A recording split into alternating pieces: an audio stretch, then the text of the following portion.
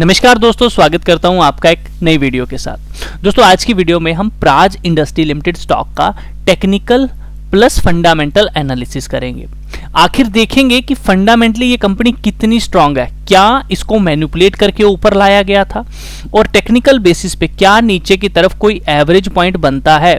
तो देखिए, जब फंडामेंटल एनालिसिस करेंगे तो उसमें हमें ये पता चल जाएगा कि क्या इसमें स्ट्रेंथ है या फिर नहीं है, और अगर स्ट्रेंथ होगी तो हम एज पर टेक्निकल लेवल इसमें एक एवरेज पॉइंट को ढूंढेंगे और एक रिवर्सल पॉइंट को ढूंढेंगे कि आखिर वो कौन सा निकल कर आ रहा है, और उसके बेसिस पे एक फ्रेश एंट्री या फिर अगर कोई एवरेज करना चाहता है तो हम इसके अंदर करने की कोशिश करेंगे। इसी के साथ आपको बता दूं कि अगर आप लोगों को टेक्निकल एनालिसिस बिल्कुल भी नहीं आता है, आपको बिल्कुल नॉलेज नहीं है और आप बिल्कुल जीरो से बिल्कुल बेसिक से सीखना चाहते हैं और एडवांस लेवल तक पहुंचना चाहते हैं, तो आपको मैं बता दूं कि हमने एक नया चैनल शुरू किया है जिसके बारे में अगर आपको नहीं पता तो जान लीजिए, मनी मेकर RS, जिसके ऊपर हमने 16 वीडियोस को डाल दिया है।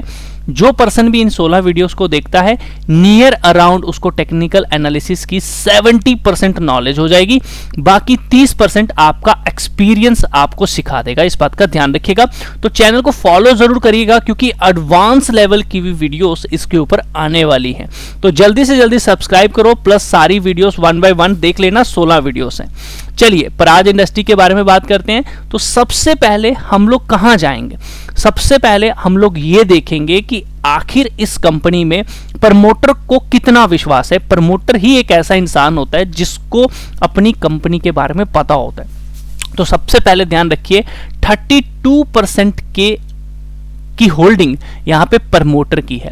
देखिए, प्रमोटर की वैसे तो होल्डिंग 40 से 50% मेरे को सबसे अच्छी लगती है, बट जब इन केस जैसे कि इसके अंदर 32 है तो फिर मेरा दाव जाता है, दूसरा जो नजर जाती है वो जाती है FIs और DIs।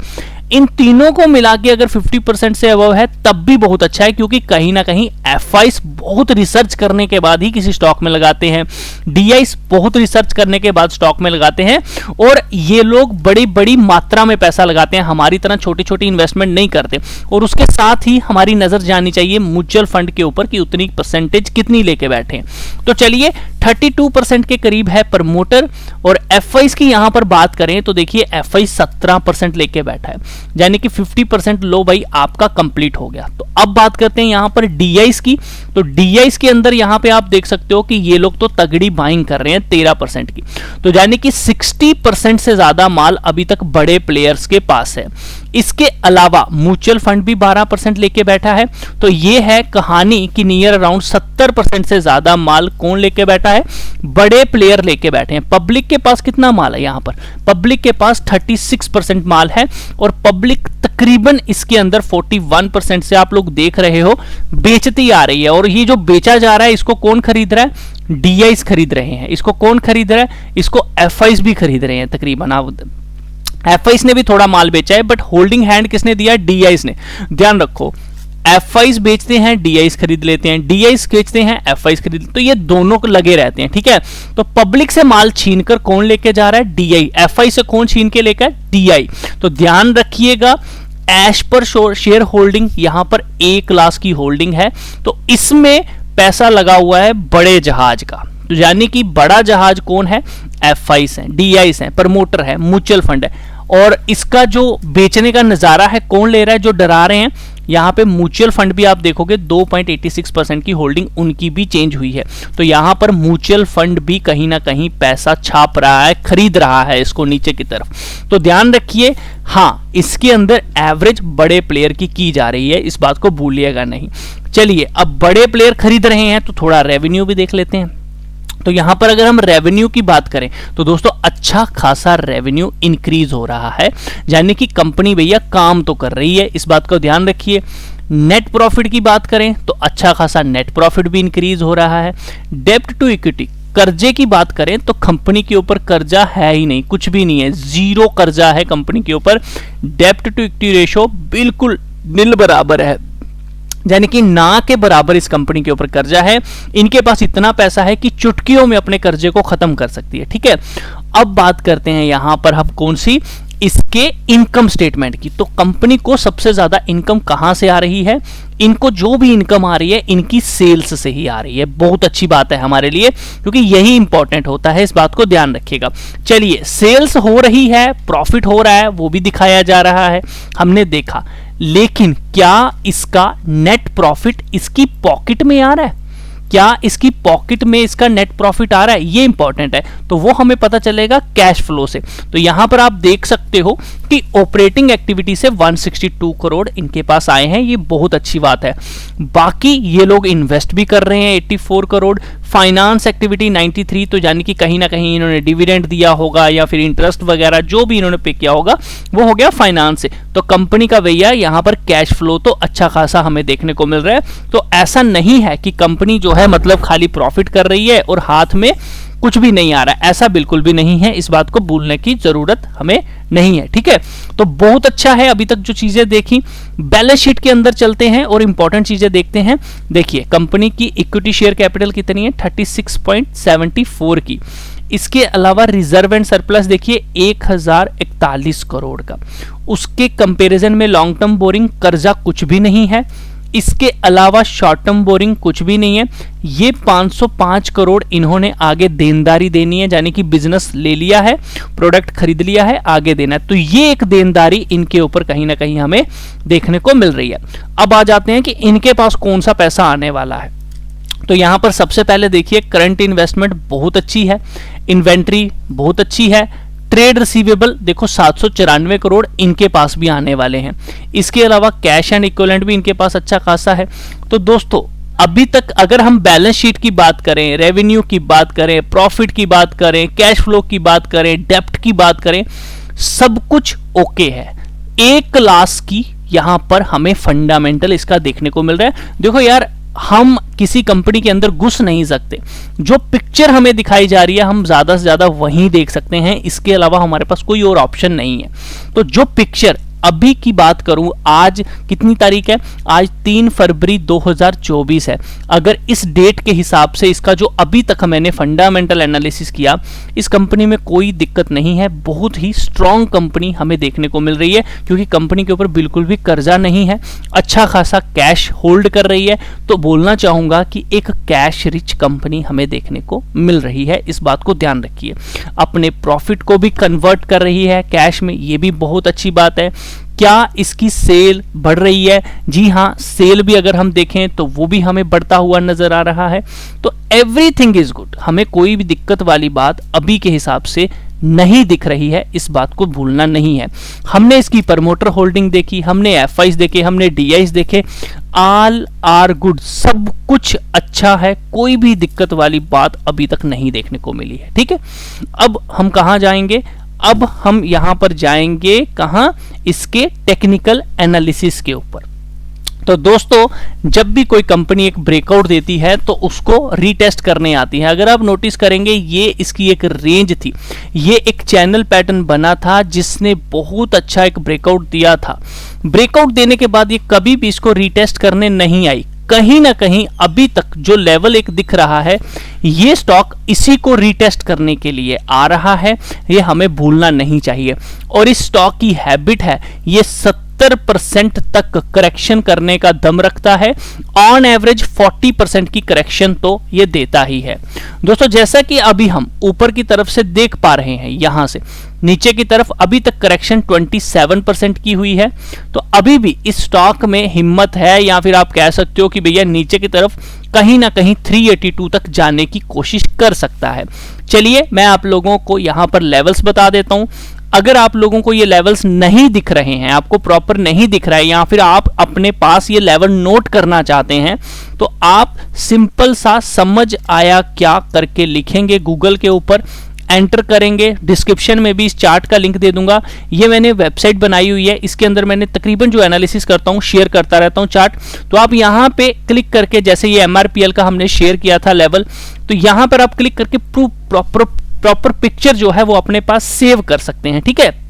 तो ध्यान रखिए, डिस्क्रिप्शन में आपको लिंक प्रोवाइड करवा दिया गया है। अब यहां पर ये है टेक्निकल एनालिसिस की पिक्चर। ये कह रहा है कि कहीं ना कहीं मेरे पास अच्छा एक लेवल है 362 का। ध्यान रखिए, जब तक ये 305 के ऊपर है घबराने की जरूरत नहीं है, ये बात ध्यान रखिएगा। बट अगर ये स्टॉक 305 के नीचे जाता है तब घबराने की जरूरत है, तब एक बड़ा फॉल आ सकता है और वो इसको 88 रुपीस तक भी ले जा सकता है, क्योंकि कहीं ना कहीं अगर आप भी नोटिस करेंगे कोई ब्रेक नहीं लगी थी और इसका कोई भी रेजिस्टेंस भी नहीं होगा।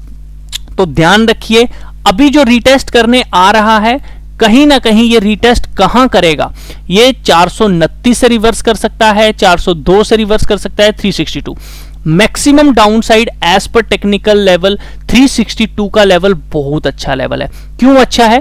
क्योंकि देखिए यहां पर सपोर्ट ली, ब्रेकआउट आया, टेस्ट हुआ, उसके बाद ये देखिए यहां पर यही इसी कैंडल ने दोबारा से रिवर्स किया, उसके बाद यहां पर देखिए इसी कैंडल से यहां पर ब्रेकआउट आया, तो इसने 2 बार यहां पे ब्रेकआउट दिया था और यहीं से रिवर्स भी हुआ था बड़ी बार। ठीक है, तो ध्यान रखिए 362 तक पॉसिबिलिटी हो सकती है, क्योंकि जो फर्स्ट अटेम्प्ट हुआ था, फर्स्ट एक कंसोलिडेशन रेंज बनी थी, वो यही एक रेंज बनी थी, क्योंकि 2 बार इसने 3 बार इसके ऊपर ट्राई की थी जाने की, बट जा नहीं पाया था, ध्यान रखिएगा।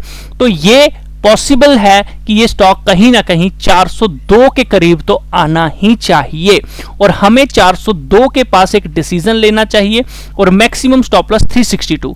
बट जैसा कि एक फंडामेंटल स्ट्रॉन्ग कंपनी में जब हम इन्वेस्ट करते हैं तो हमें एवरेज करनी चाहिए, ना कि एक स्टॉप लॉस डालना चाहिए। आई बिलीव दैट एवरेज करनी है, अगर कोई ऊपर फंसा हुआ है उसको वेट करना चाहिए, या तो 429 या 402 या 362 इन लेवल्स पे एवरेज करनी चाहिए। ये 3 लेवल हैं बस, इसके अलावा एवरेज नीचे करने की जरूरत नहीं है। 305 पे एवरेज ही नहीं करनी है, देखेंगे उसके बाद हम देखेंगे। अभी के हिसाब से नहीं लेना है, क्योंकि कहीं ना कहीं अभी भी फॉल आने के पूरे चांसेस हैं। लेकिन हाँ, अगर आपको लगता है कि ये यहां से रिवर्स कर सकता है, ऊपर जा सकता है, तो आप ले भी सकते हैं। आप मुझसे ज्यादा समझदार हैं, लेकिन पूरी कैपिटल को मत लगाइए, 10 से 20% लगाइए। हो भी सकता है यहीं से रिवर्स हो जाए, क्योंकि जब ये ऊपर की तरफ चला था ये एक रेड कैंडल बनी थी और विक वाली कैंडल बनी थी, बहुत ही बेरिश कैंडल थी जिसको इसने फॉलो किया था, लेकिन इसको इन्होंने फेल किया और ऊपर की तरफ चला गया। हो सकता है ये लोग एक्टिवेट हों और इसको कम से कम 402 रुपए तक लेके जाएं, इनको एग्जिट करवाया जाए वन टाइम। ठीक है, हो सकता है ये कोई बड़ा प्लेयर हो, ये पॉसिबिलिटी भी है। तो इस स्टॉक के अंदर हमें 402, 362, 305 ये कुछ लेवल्स हैं, ये मार्क करके रखने चाहिए और इनके पास ही एंट्री लेनी चाहिए। लेकिन ध्यान रखना, जब भी एक स्टॉक फॉल कर रहा होता है कभी भी डायरेक्ट बाइंग नहीं की जाती है। हमें अगर सतर्क रह के करना है, लॉस कम लेना है, तो जब इन लेवल्स के पास आए कोई रिवर्सल देखिए, कोई कैंडल पैटर्न देखिए, कोई आरएसआई में डाइवर्जन देखिए, कोई मूविंग एवरेज देखिए यहां पर आने पे, ठीक है, उससे रिवर्स हो रहा है क्या, कोई चैनल पैटर्न बन रहा है, आप कुछ नहीं करिए, आप सिंपल सी एक बात देखिए इसके अंदर, कहीं ना कहीं आप इसको इस तरह से भी एक ट्रेंड लाइन चाहे तो बना सकते हैं। आप अगर चाहें ज्यादा ना सही वीकली के बेसिस पे मैंने ड्रॉ किया है, अब वन डे के बेसिस पे लगा दीजिए। ठीक है, आप कुछ ना करें, आप यहां से एक ट्रेंड लाइन को बना दीजिए। जिनको नहीं समझ आ रहा ये ट्रेंड लाइंस कैसे बनाती हैं, कृपया करके मनी मेकर आरएस चैनल पे जाइए, मैं फिर से बोल रहा हूं, यहां पे सीखिए इन चीजों को। तो आप ये ट्रेंड लाइन भी बना सकते हैं। ब्रेकआउट आएगा आप सोचिए तब, लेकिन वो ब्रेकआउट ऐसा नहीं है कि यहां पे आ जाए तो आप ले लीजिए, नहीं, आने दीजिए इसको 429 पे 402। अगर 640 से यहां आया है ना, ये अभी और भी नीचे जाने का दम रखता है, दम नहीं रखता बोलूंगा, वीकनेस इसमें दिखा सकता है, क्योंकि अभी भी इसमें कोई रिवर्सल के चांस नहीं दिख रहे हैं। तो वेट करें, सस्टेन होने दे, हायर हाई का पैटर्न बनने दे। अब ये हायर हाई का पैटर्न क्या है जिनको नहीं पता, फिर बोलूंगा मनी मेकर आरएस चैनल पे जाओ, सीखो ये क्या होता है, कैसे करते हैं।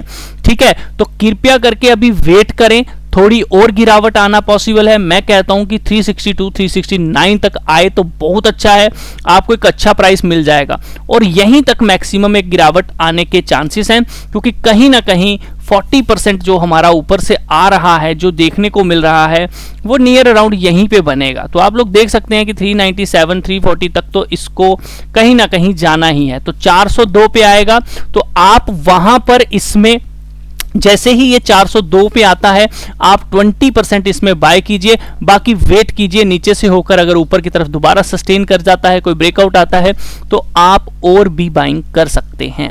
लेकिन ट्रेड लेने से पहले एक बार अपने फाइनेंशियल एडवाइजर से जरूर पूछना है, क्योंकि रिस्क आप सबका है। इसी तरह की और वीडियोस को पाने के लिए आप चैनल को भी सब्सक्राइब कर सकते हैं बेल आइकन के साथ। इस चैनल पे भी प्लेलिस्ट है, 0 to 0 वाली प्लेलिस्ट्स हैं, आप उन्हें भी देख सकते हैं अगर आप चाहें तो। बाकी मेरे साथ ट्रेड करना चाहते हैं तो एनालिस्ट साजन करके हमारा टेलीग्राम चैनल है, डिस्क्रिप्शन में आपको लिंक मिल जाएगा, आप उसे भी ज्वाइन कर सकते हैं और मेरी पोजीशंस को देख सकते हैं। ट्रेड लेने से पहले एक बार अपने फाइनेंशियल एडवाइजर से जरूर पूछना है, क्योंकि रिस्क आप